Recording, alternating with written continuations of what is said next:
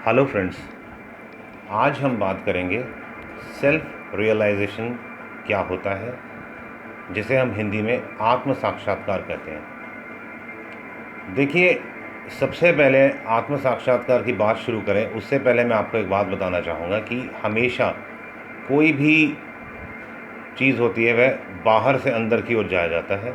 तो जैसे अगर हमें आत्म साक्षात्कार के बारे में भी समझना है तो हमारे को पांचों कोशों के बारे में समझना पड़ेगा। हमारा अन्नमय कोश, प्राणमय कोश, मनोमय कोश, विज्ञानमय कोश, आनंदमय कोश। इन्हें कोश को शरीर भी बोला जाता है। बहुत से ग्रंथों में, शास्त्रों में, बहुत सी जगहों पर अन्नमय शरीर, प्राणमय शरीर ऐसे भी लिखा हुआ मिलेगा आपको। जैसे प्याज होता है, प्याज की एक एक परत उतारते जाओ, आप एक एक परत उतारते जाओ प्याज की, धीरे धीरे एक ऐसा समय आएगा प्याज ख़त्म हो जाएगा, क्योंकि प्याज जो है वो परत पर परत चढ़ी हुई है। इसी प्रकार हमारा जो मन है वह भी, उसको भी हमें इसी प्रकार परत दर परत खोलना है।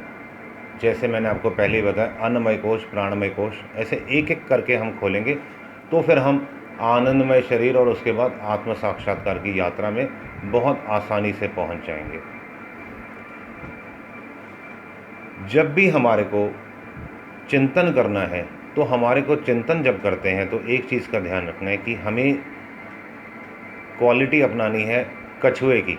जैसे कछुआ होता है ना, वो उसका शेल है और अपने शेल के अंदर वो पहले अपने सिर को ले लेता है, उसके बाद धीरे धीरे चारों पैरों को भी ले लेता है और वो अपने आप को सिकोड़ लेता है उस शेल के अंदर। इसी प्रकार हमारे को चिंतन के द्वारा हमें अपनी वृत्ति को जो बाहर की ओर गई हुई है उसे अंदर की ओर लेके आना। मैं आपको एक और एग्जांपल दूंगा। मैं पहले आपको एग्जांपल्स देता जा रहा हूँ, उसके बाद मैं आपको समझा दूंगा। दुनिया का सबसे आसान काम है आत्म साक्षात्कार करना, अपने आप को पहचानना। सिर्फ इसमें एक ही चीज़ की ज़रूरत होती है, कंसिस्टेंसी, क्योंकि समय लंबा लगता है, क्योंकि हमारी आदत पुरानी है। जैसे अब एक हवाई जहाज़ है, वो दिल्ली से उसने उड़ान भरी, अगर वो पूरब की ओर चल पड़ा तो कलकत्ता पहुंच जाएगा। अगर उसकी हम दिशा बदल के उसे उत्तर की ओर कर दें तो चंडीगढ़ और जम्मू की ओर चला जाएगा। उसी हवाई जहाज़ को अगर हम दक्षिण की ओर ले जाएं तो मुंबई, चेन्नई चला जाएगा। हमें सिर्फ करना क्या है, दिशा बदल देनी है। नज़रें बदली तो नज़ारे बदले, किश्ती ने बदले रुख तो किनारे बदले। ये एक बहुत पुराना शेर है, हम सब ने सुना है। हमें सिर्फ अपनी नज़रों को बदलना है। अब हम आते हैं किस तरह से परत दर परत खोलना है। अन्नमय शरीर, ये शरीर अगर हम इसको चिंतन की दृष्टि से देखें तो जब मैं 2 साल का था तब ये शरीर बहुत छोटा सा था। फिर जब मैं 20 साल का हुआ तो ये शरीर बड़ा हो गया। जब मैं 30 का हुआ और बड़ा हो गया। सतत एक सा नहीं है ये कभी भी। समय के साथ साथ, उम्र के साथ साथ ये शरीर का जो आकार, शरीर की लंबाई, शरीर का रंग, शरीर के हर ऑर्गन, हड्डियाँ सब बदल रहे हैं। तो सतत तो नहीं है ये, और जो बदल रहा है, जो सरक रहा है वही संसार है, और जो बदल रहा है वो एक ना एक दिन ख़त्म भी होगा। तो ये शरीर तो मैं नहीं हुआ। सबसे पहले मैं आपको ये चिंतन की शैली समझाने का प्रयत्न कर रहा हूँ। उसी प्रकार यदि हम देखें कि हमारा जो शरीर है बहुत गोरा चिट्टा है तो वो फिर ये स्किन है। अगर मैं कहूँ कि किसी का शरीर काला है तो शरीर, चमड़ा काला है या चमड़ा गोरा है। कोई लंबा है तो हड्डियों का ढांचा लंबा है, किसी का कद कम है तो हड्डियों का ढांचा छोटा है, कोई मोटा है तो मांस ज़्यादा है, कोई पतला है तो मांस कम है। परंतु कुल मिला के शरीर बदल रहा है और अपनी अंत की ओर बढ़ रहा है। एक ना एक दिन ज़रूर पहुंचेगा, हम सब जानते हैं। अगली परत खोलें, प्राणमय शरीर। 5 प्रकार के प्राण हैं हमारे शरीर में, प्राण, व्यान, उदान, अपान, समान। हर पांचों प्राण अलग अलग शरीर के हिस्से में काम कर रहे हैं और वह सुचारू रूप से होते हैं तो हमारा शरीर, हमारे शरीर के ऑर्गन्स ठीक से काम करते हैं। अगर किसी तरह से प्राण ऊर्जा घटती है और जिस पार्ट में घटती है वहाँ बीमारी आ जाती है। तो प्राण भी सतत नहीं है, ये भी कभी कम कभी ज़्यादा हो रहा है, तो मैं प्राण भी नहीं। और प्राणों को यदि हम एक दृष्टिकोण तो हमने प्राणों को देखा कि कम ज़्यादा हुआ तो बीमारी हुई, ज़्यादा हुआ तो मजबूत हो गए शरीर, और प्राण यदि निकल गए तो ये अन्नमय शरीर भी ख़त्म, क्योंकि ये जो अन्नमय शरीर है ये प्राणों पे के आधार पर है। अब एक परत और अंदर चलते हैं, जैसे कछुआ था ना, एक एक करके सिकोड़ रहा था अपने आप को, हम भी एक एक परत खोल रहे हैं। अन्नमय शरीर, प्राणमय शरीर, मनोमय शरीर। मन है जो आज जो मुझे अच्छा लगता है, हो सकता है 10 दिन बाद वह अच्छा ना लगे। आज जो मेरे विचार हैं कल बदल जाएंगे। यदि हम अपने मन में जो भी विचार आ रहे हैं उसको एक कागज़ पे हम लिखें तो हम देखेंगे कि दुनिया का जो सबसे बड़ा पागल खाना है वो हमारा अपना मन है। न जाने क्या क्या कैसे कैसे विचार आ रहे हैं जिनका कोई तात्पर्य नहीं, जिनका कोई लेना देना नहीं, ऐसे ऐसे विचार हमारे मन में आ रहे हैं और हम सब जानते हैं, फिर भी हम सोचे जा रहे हैं और मज़ा ले रहे हैं उनका, और वो मज़ा सज़ा की ओर लेके जा रहा है। अब जैसे अन्नमय शरीर था वह प्राणों पे के ऊपर था, प्राणों पे निर्भर, इसी प्रकार जो प्राणमय शरीर है वह मनमय शरीर पे निर्भर है। मेरे को अभी गुस्सा चढ़ेगा तो मेरे प्राणों की गति अलग हो जाएगी। मुझे अभी मेरे मन में यदि अभी क्रोध आएगा, मुझे नहीं, आई एम सॉरी, मेरे मन में यदि अभी क्रोध आया तो मेरे प्राणों की गति बदल जाएगी।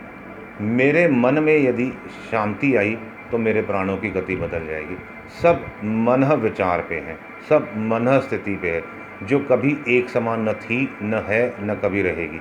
मन एक द्रव्य है, जैसे पानी है ना, उसको जिस भी बर्तन में डाल दो वो उसी बर्तन का आकार ले लेता। उसी प्रकार जो मन है ये भी स्थिति परिस्थिति के हिसाब से अपना को ढालता रहता है और कभी भी एक सा नहीं रहता।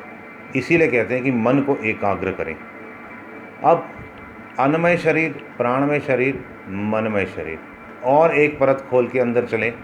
जब अन्नमय शरीर, प्राणमय शरीर और मनमय शरीर को हम साधना शुरू करेंगे तब साधना शुरू होगा हमारा विज्ञानमय शरीर, जिसे ज्ञानमय भी शरीर कहा जाता है।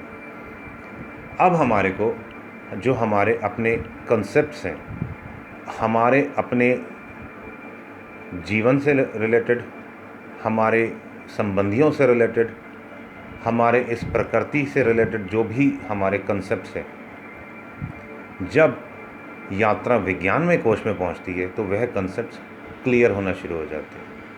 और आपने एक चीज़ देखी है कि हम सब ने देखी है कि जब हमारी किसी भी व्यक्ति, वस्तु, विषय पे जिज्ञासा शांत हो जाती है तो हमारे मन की उछलनता भी ख़त्म हो जाती है। अभी एक कमरा है, वहाँ पर ताला लगा हुआ है और कोई आपसे पूछ ले वहाँ क्या है तो हमारा मन उछलना शुरू हो जाएगा। परंतु एक बार अगर देख लिया कि क्या है उस कमरे के अंदर या उस पर्दे के पीछे क्या है, तो मन की वृत्ति भी शांत हो जाएगी। तो उसी प्रकार जैसे ही हमारे को विज्ञान में शरीर के अनुसार पता लगा, हमारे कंसेप्ट्स क्लियर होने शुरू हो गए, हर विषय के बारे में हमारी जिज्ञासाएं शांत होनी शुरू हो जाएंगी। जो भी हमारे मन में विचार उठ रहे हैं बेसिकली वो एक ना एक क्वेरी है। जब वो क्वेरी फुलफिल हो जाएगी, हमारा कंसेप्ट क्लियर हो गया, हमारा जिज्ञासा शांत हो गई। जैसे ही हमारी जिज्ञासा शांत होनी शुरू हो जाएगी, अब देखिए मैं उल्टा अगर लेकर जाता हूँ आपको फिर से, विज्ञानमय शरीर के द्वारा जब हमारी हर प्रकार की जिज्ञासाएं शांत होनी शुरू हो गई तो हमारा मन जो है वह भी शांत होना शुरू हो गया, स्वाभाविक एकाग्र होना शुरू हो गया। जैसे ही मन स्वाभाविक एकाग्र होना शुरू हो गया तो हमारे जो प्राण है वो स्वाभाविक, जो पांचों प्राण हैं, बिना प्राणायाम के भी वो ठीक तरीके से काम करना शुरू कर देंगे और प्राणों के आधार पर ही यह अन्नमय शरीर है, ये तंदुरुस्त हो जाएगा। अब जैसे ही विज्ञान में शरीर से हमारे कंसेप्ट क्लियर होने शुरू हो गए, मन एकाग्र हो गया, सब कुछ हम समझ चुके हैं, अब खुल जाएगा आनंदमय शरीर। जैसे ही आनंदमय शरीर खुल जाएगा तो हमें हर पल सतत एक शांति, आनंद की अनुभूति रहेगी। जैसे जैसे हम उस शांति और आनंद में स्थित होना शुरू हो जाएंगे, टिकना शुरू हो जाएंगे, तब हम हमारी जो यात्रा, जो स्व की यात्रा है, मैं कौन हूँ उसकी यात्रा है, अथवा मैं क्या हूँ, ये प्रकृति क्या है, उसकी जो यात्रा है वह आरंभ हो जाएगी। अभी तक यात्रा आरंभ नहीं हुई थी आत्म साक्षात्कार की। आत्म साक्षात्कार की यात्रा तब शुरू होती है जब हम आनंदमय कोश में हमारी गति शुरू होती है। वहाँ गति होगी, फिर स्थिति होगी, जैसी स्थिति होगी फिर हम धीरे धीरे आत्म साक्षात्कार की ओर बढ़ के आत्म साक्षात्कार हो जाता है हमारा। जब आत्म साक्षात्कार हो जाता है फिर उसके बाद हमें ब्रह्म साक्षात्कार करना होता है, और जिसे ब्रह्म साक्षात्कार हो जाता है वह पूर्ण ब्रह्मवेता संत कहलाता है, जिसे गुरु नानक देव ने कहा है कि ब्रह्म ज्ञानी को खोजे महेश्वर, ब्रह्म ज्ञानी आप परमेश्वर। हम स्वयं परमेश्वर हो जाते हैं। हर संत ने, हर धर्म ने इसी बात को अपने अपनी भाषा में कहा है। सब ने यही बात कही, सबकी भाषा अलग है। तो दोस्तों, आज हमने बहुत आसान शब्दों में ये जानने का प्रयत्न किया है कि आत्म साक्षात्कार, सेल्फ रियलाइजेशन क्या है। बहुत आसान है, सिर्फ सतत चिंतन की आवश्यकता है। यदि आपके अंदर सतत चिंतन की कैपेसिटी है, definitely you can achieve the position, achieve self realization. हम अपने आप में स्थित हो जाएंगे। किसी भी प्रकार की आपकी क्वेरी है तो ज़रूर आप बात कर लेना कमेंट्स बॉक्स के थ्रू मेरे से। चैनल को ज़रूर सब्सक्राइब कर लेना, वीडियो को लाइक करना। और आजकल आप सबने व्हाट्सएप पे तो वीडियो वैसे ही शेयर करना बंद कर दिया है, तो मैं आपको याद दिला रहा हूँ, करिएगा। All the best, God bless you all.